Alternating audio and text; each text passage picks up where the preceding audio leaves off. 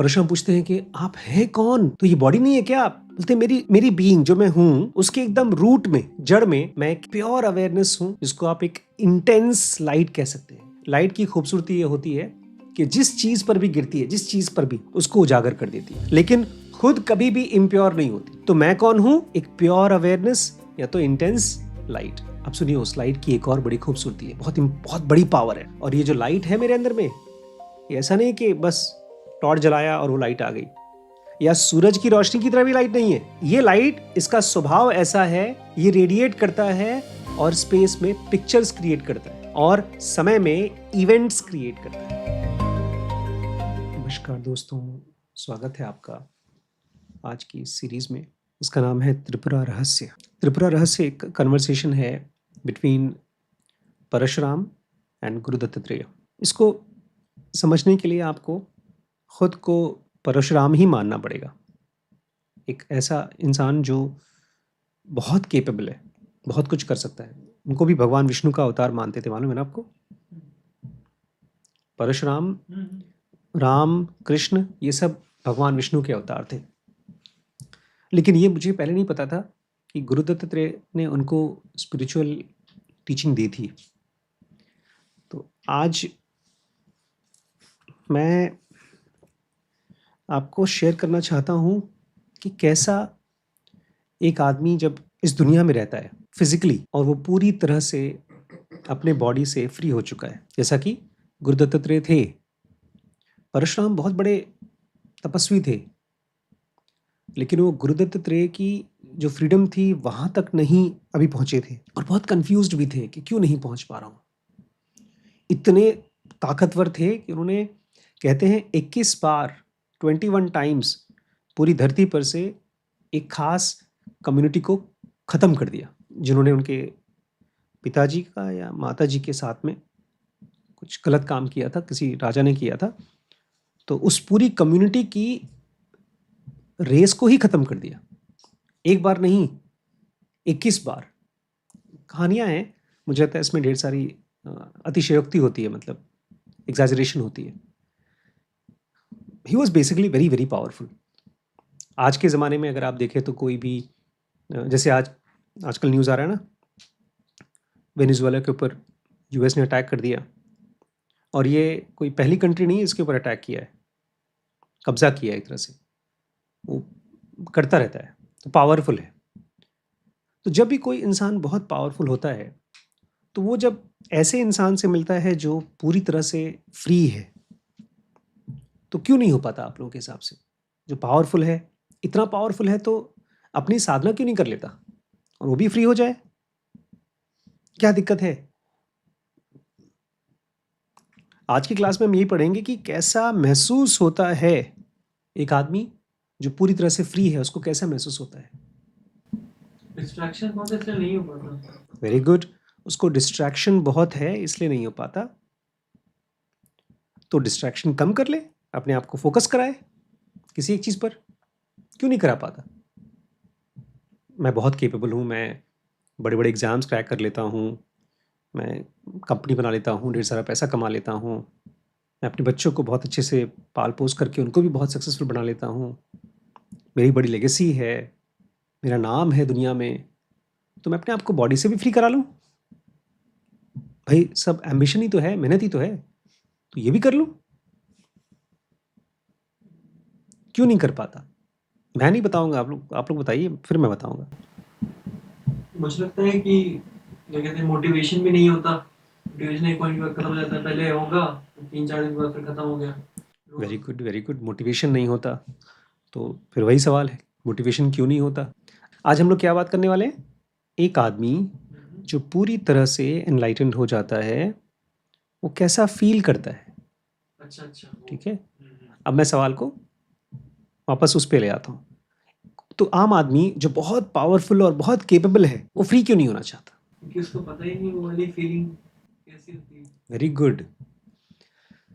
एक आदमी बहुत अमीर है, उसको देख करके एक गरीब आदमी वो मोटिवेशन नहीं ला पाता कि मैं अमीर बन जाऊं। चाहता है कि मैं भी बड़ी बड़ी गाड़ियों में घूमूं, लेकिन वो कैसा फील कर रहा है, कैसा जी रहा है, उसको नहीं जानता। ये खाली इमेजिन करता है। तो आज परशुराम जो सवाल पूछ रहे हैं ना, आप देखेंगे प्योर इमेजिनेशन में से। कल भी हमने इसी के ऊपर थोड़ी सी बात की थी, आज भी उसी पर कर रहे हैं कि एक एनलाइटेंड आदमी तो एकदम अलूफ होता होगा। जैसे आप भी कभी यहाँ पर बैठे हैं, कभी एक्सरसाइज करते हैं, कभी किताब पढ़ते हैं, ये ध्यान में नहीं आता होगा कि मुझे 2 मिनट मेडिटेशन करना चाहिए। पता है क्यों नहीं आता?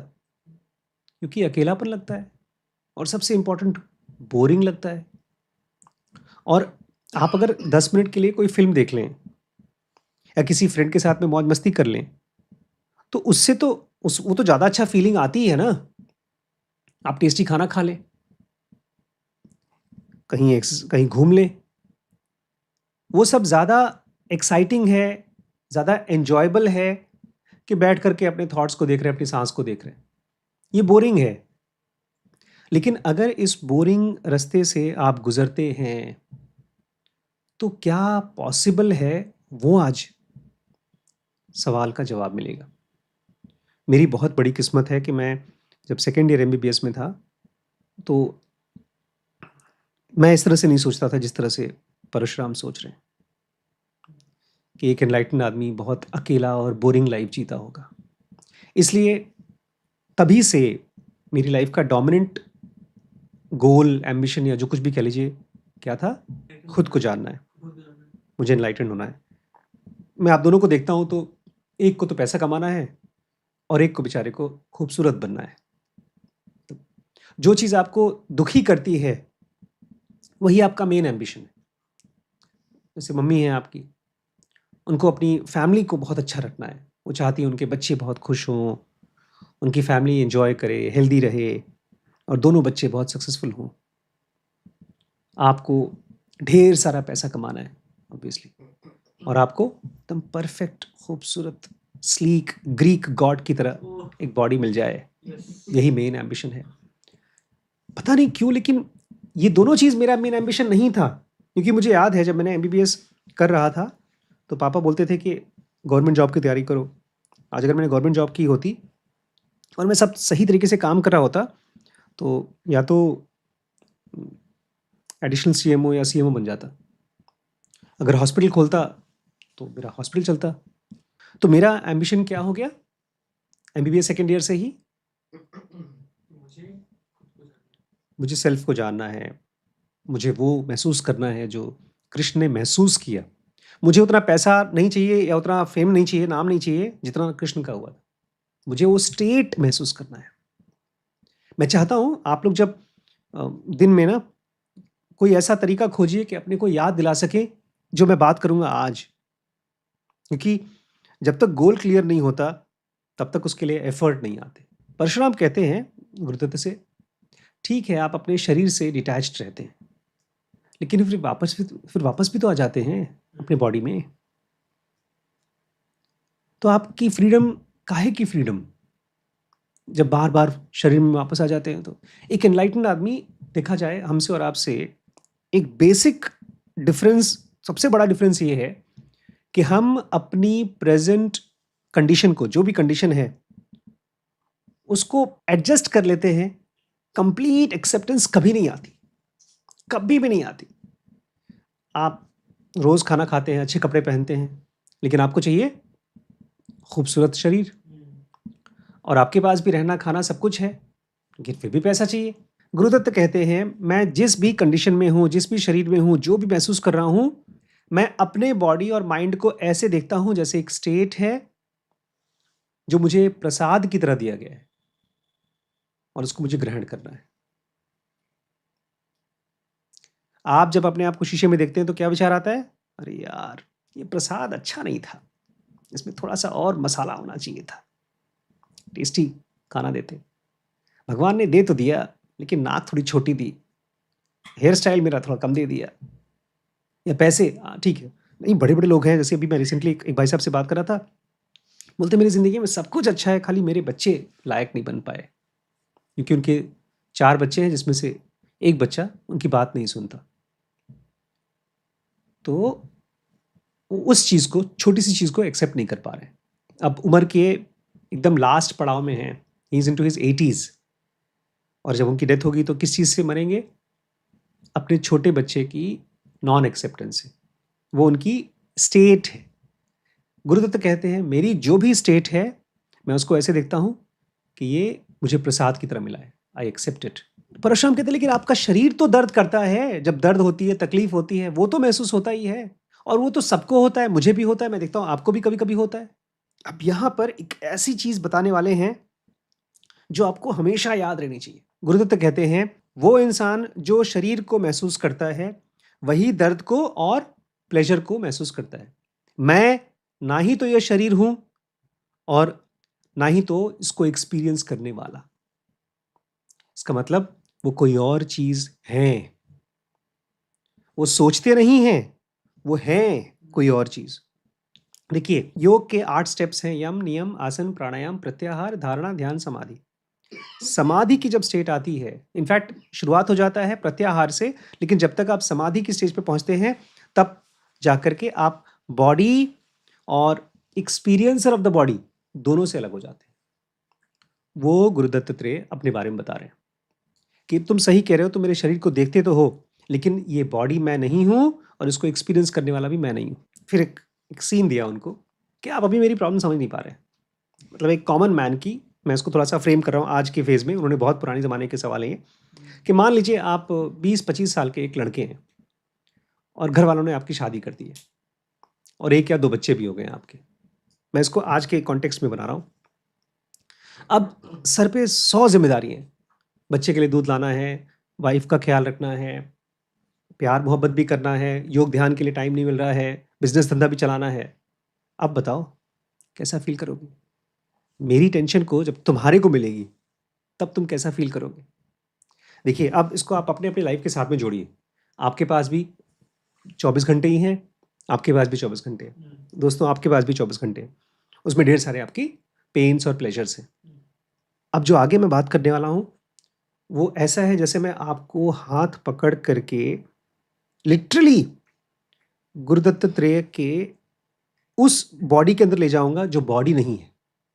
वो कैसा महसूस करते हैं वो है। इसको कृष्ण ने दिखाया था अर्जुन को, लेकिन मैं आपको फील कराने वाला हूं। अर्जुन ने जब देखा था कृष्ण का तो डर गए थे, पूरा ब्रह्मांड दिखाई दे रहा था, उसको विश्व रूप कहते हैं। लेकिन वो अर्जुन बोलते हैं नहीं बस बस बस करिए, एकदम मेरी हार्ट बीट बढ़ रही है, मैं एकदम घबराहट हो रही है, मुंह सूख रहा है। इतना बड़ा रूप था उनका, पूरा विश्व ब्रह्मांड उनके अंदर दिखाई दे रहा था। लोग मर के उनके मुंह में जा रहे थे और पैदा हो रहे थे। इतना ज्यादा डरावना था कि वो बोलते हैं प्लीज हटाइए। लेकिन यहां पर बहुत प्यार से आपको वो चीज महसूस होने वाली है, दिखने वाली है, लिटरली महसूस होने वाली है। गुरुदत्त कहते हैं मुझे अगर मेरी शादी हो गई, मेरे बच्चे हो गए, मेरे ऊपर जिम्मेदारी हो गई, तो मैं वैसा ही फील करूंगा जैसा मैं अभी फील कर रहा हूं।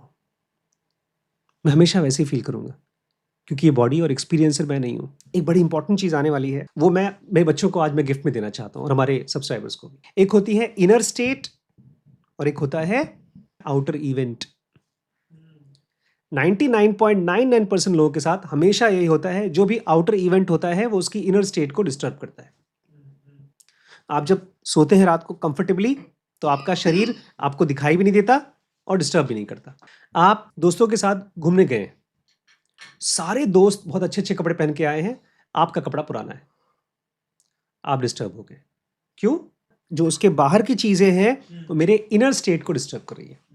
आपके सारे फ्रेंड्स नॉर्मल कपड़े पहन करके किसी जगह पर पहुंचे, आपको भी वहां जाना है, आप पहुंच गए शेरवानी पहन के, बहुत बढ़िया 10,000 रुपए का शेरवानी पहन लिया, आप खुश हो गए, फिर से डिस्टर्ब हो गए।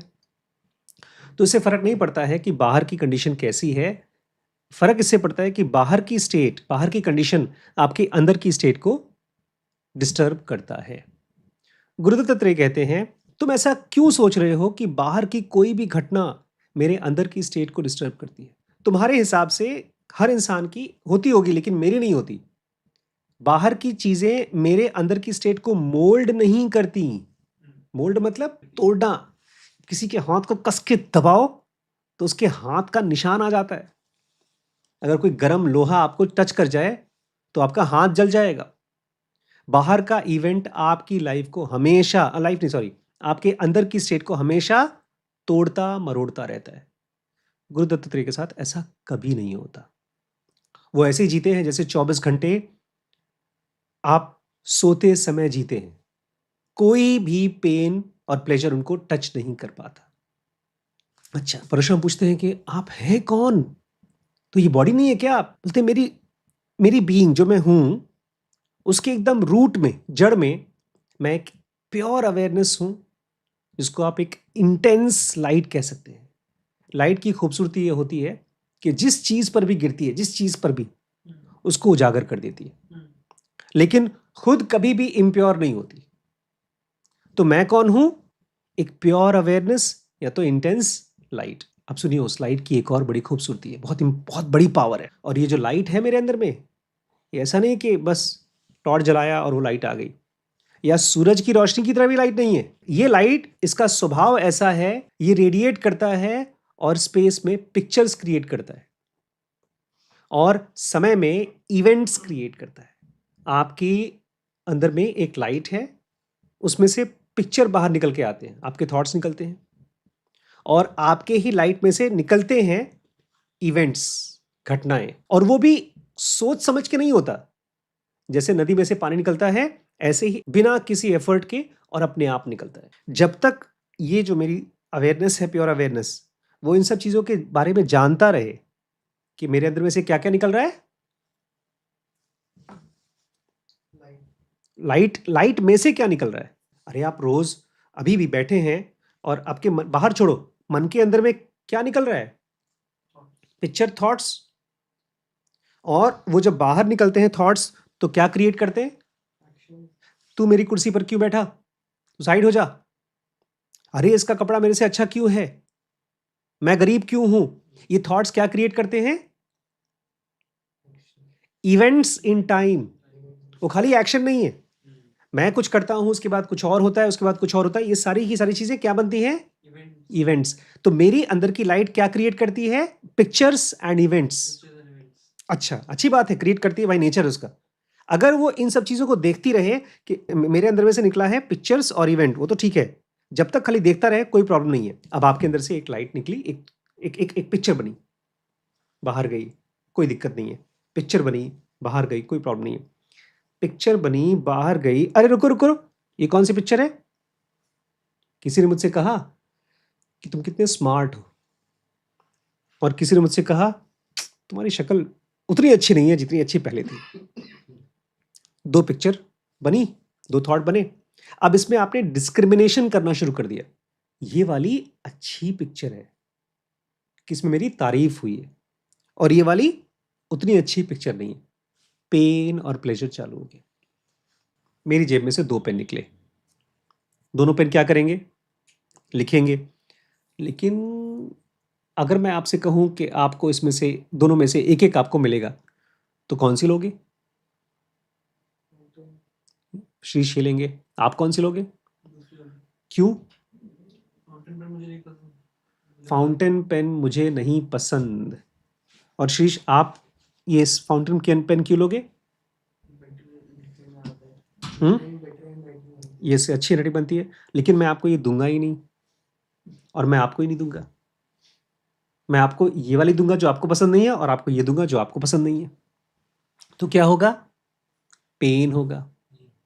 और उसके बाद जब आप दुखी हो लेंगे, तब आपसे वो छीन करके उनको आपको दूंगा, और आपसे छीन कर आपको दूंगा, तो क्या मिलेगा आपको?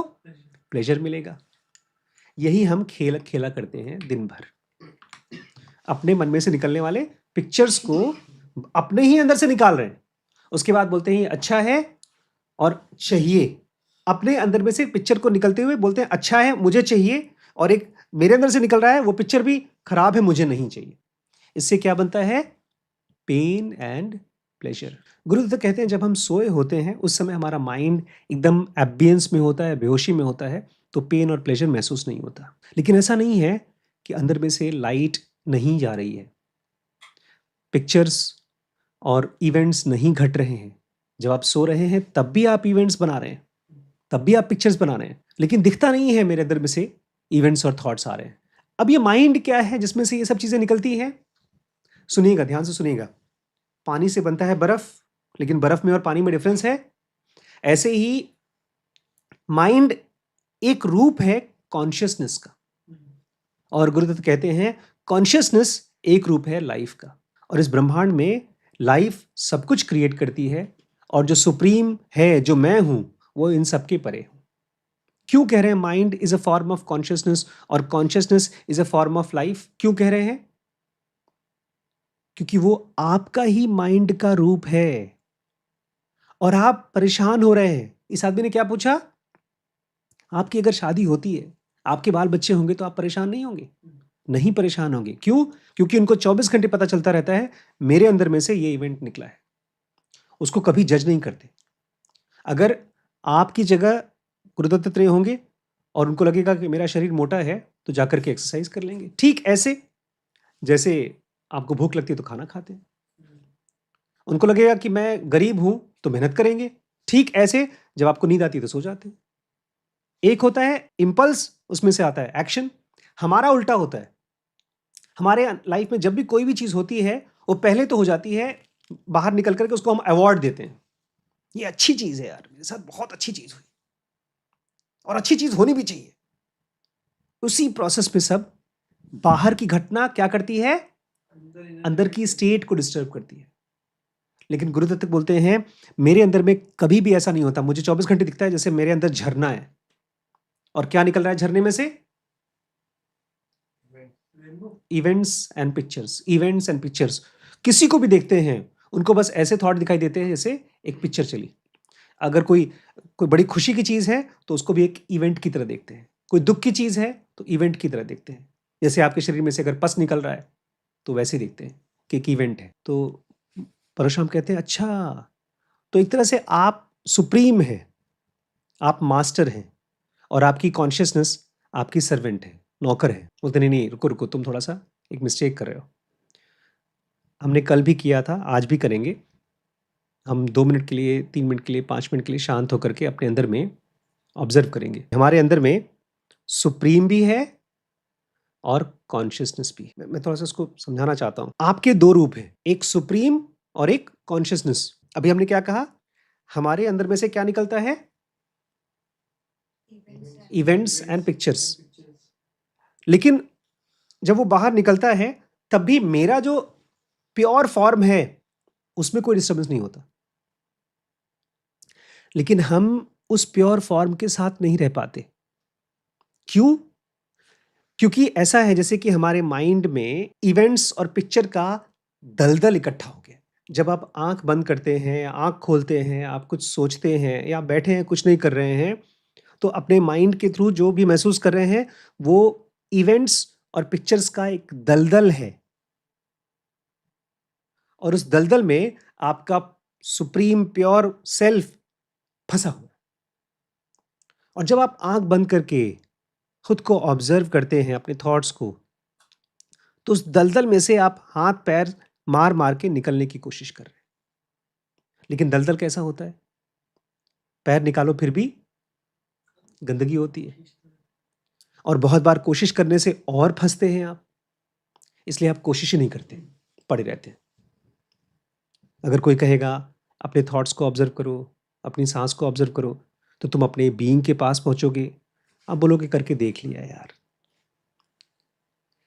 वो एफर्ट इसलिए नहीं आता क्योंकि आप थॉट्स और इवेंट्स को जज कर रहे हो। जब आप बोलते हो अरे करके देख लिया, कुछ नहीं होता है, ये कैसा थॉट है? खराब थॉट है। फिर कोई बोलेगा, एक मेरे जैसा महान आदमी आ जाएगा, आपको बोलेगा कोई बात नहीं, मैं आपको ज्ञान दूंगा और आप एनलाइटन हो जाओगे। बोले यार ये आदमी बड़ा अच्छा है, ज्ञान देगा, एनलाइटन हो जाएंगे, बड़ा अच्छा थॉट है। तो आप उसको पकड़ोगे, लेकिन ऑब्जर्वेशन नहीं करोगे। हमारे अंदर से क्या निकलता है?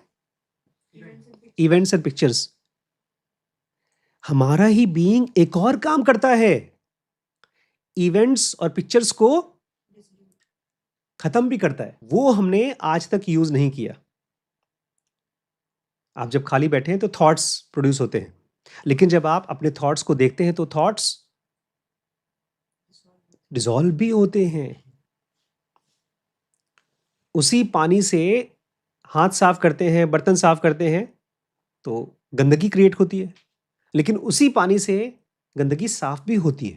तो देखा जाए तो ये माइंड क्या है, चीजों को कॉन्क्रीट बनाती है और चीजों को एब्स्ट्रैक्ट बनाती है। और अल्टीमेट एब्स्ट्रैक्ट क्या है, वो बिल्कुल डिस्टर्ब नहीं होने वाला स्टेट। आपका ट्रू बीइंग अगर आप वहां महसूस कर लें तो बिल्कुल न डिस्टर्ब होने वाला स्टेट है। और आपका ही बीइंग फोकल भी है, जो एक बॉडी में एक थॉट के कोने में फंसा हुआ है।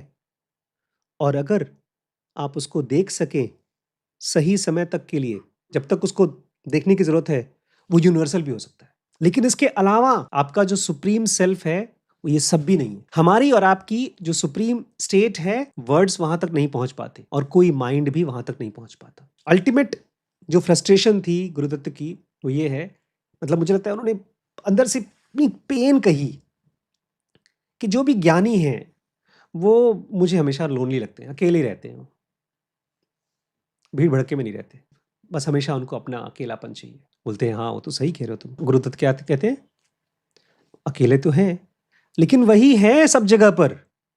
वो अकेला बैठा है तो अकेला नहीं बैठा है, वो पूरे के पूरे ब्रह्मांड को अपने अंदर में महसूस कर रहा है। बल्कि ये भी कहना कि वो एक इंसान है वो भी गलत है। वो हर एक इंसान के अंदर की लाइफ वो है, बल्कि वो भी नहीं है। जो कुछ भी उसको नाम दोगे वो सब नहीं है, बल्कि वो ग्राउंड है जिसमें से सब चीजें निकलती हैं। गुरु दत्तात्रेय जब महसूस करते हैं अपने आप को और अपने आप को पॉइंट करते हैं, तो ये नहीं कह सकते कि ये मैं हूं। वो किस चीज को कहते हैं मैं हूं, किसी भी थॉट को ये नहीं कह पाते मैं हूं। क्यों? क्योंकि वो किसी भी थॉट को जज ही नहीं करते। हम मैं इसलिए अपने आप को कहते हैं क्योंकि अंदर सीक्रेटली, बहुत बहुत साइलेंटली सीक्रेटली पता है क्या करते हैं, अपने आप को प्यार करते हैं। अपनी शक्ल को हम बहुत पसंद करते हैं। अगर कहीं पर फोटो दिखाई जाए तो आप सबसे पहले अपनी फोटो को देखेंगे। आज मैं और बड़ी मम्मी डांस कर रहे थे, वीडियो शूट किया, उस वीडियो को देख रहे थे, मुझे इनकी शक्ल नहीं दिख रही, मुझे अपना ही दिख रहा है। मैं ठीक कर रहा हूं कि नहीं कर रहा हूं। पब्लिक तारीफ कर रही है हम दोनों की, मुझे सुनना है मेरी तारीफ अच्छे से हो रही कि नहीं हो रही, इनकी हो। तो मैं पॉइंट आउट कर रहा हूं एक फोकल पॉइंट को। लेकिन फोकल पॉइंट मतलब आपके अंदर में, आपके माइंड में चलने वाले थॉट्स, पिक्चर्स, इवेंट्स। और आप कौन है, थॉट्स के आसपास का पानी। लेकिन थॉट्स के साथ वाला जो पानी है, मतलब जो अवेयरनेस है, वो कीचड़ है। आपको उससे थोड़ा दूर निकलना होगा। कैसे निकलेंगे? तैर तैर के। भाई थॉट्स में फंसे हैं आप, इवेंट्स में फंसे हैं, तो उससे दूर कैसे जाएंगे? बोल कर नहीं भैया, उसको करके देखना पड़ेगा। क्योंकि देखा डिसॉल्व किया, देखा डिसॉल्व किया, बोल दिया, उसके बाद किया नहीं, फिर नया दलदल है ये। कौन सा थॉट है? अब मुझे पता चल गया कि कैसे मैं अपने दलदल से निकलूंगा। बस एक मैप बनाकर जेब में रख लिया, लेकिन उस मैप पे चले नहीं। मैं एक पॉइंट रिपीट करूंगा। गुरुदत्त कह रहे हैं तुम बार बार ये क्यों कह रहे हो कि बाहर की घटनाएं मुझे क्या करती है, मोल्ड करती है। मेरा ऐसा कभी होता ही नहीं। क्यों? क्योंकि गुरुदत्तात्रेय कहां बैठे हैं? समुद्र के एकदम गहरे में। बाहर किनारे में जो कचरा है वहां नहीं है वो। उनके अंदर में भी चल रहा है, बॉडी भी है, माइंड भी है, थॉट्स भी हैं, लेकिन वो वाली एनर्जी है जिसको बस दूर से, बहुत दूर से देखते हैं और हंसते रहते हैं। और हम किनारे पे बैठ करके प्लानिंग करते हैं कि कैसे हम देखेंगे, और हम उनके ऊपर भी ब्लेम करते हैं। आप भी तो बॉडी है, आप भी तो शरीर है। वो आपसे बात ही इसलिए कर रहे हैं क्योंकि वो शरीर नहीं है। अगर शरीर ही हो तो गुरुदत्त की बात को सुनने का फायदा क्या? वो शरीर में चलने वाले जितने भी खाली स्पेस है माइंड में चलने वाले, वो है। इसलिए it's very important that every day you sit silently for at least 5 minutes और अपने थॉट से अलग हो जाए। बहुत सिंपल एक्सरसाइज है, बट यही आपको आउटर इवेंट से डिस्कनेक्ट करेगी। नहीं तो हर एक सेकंड हम बाहर से अपने आप को रस्सी से बांध रहे हैं। वो देखा था धुरंधर फिल्म में, उसको जब टॉर्चर कर रहा था तो कैसे धागे से बांध रखा था उसने। ऐसे ही हम अपने आप को बाहर की घटनाओं से बांध के रखते हैं।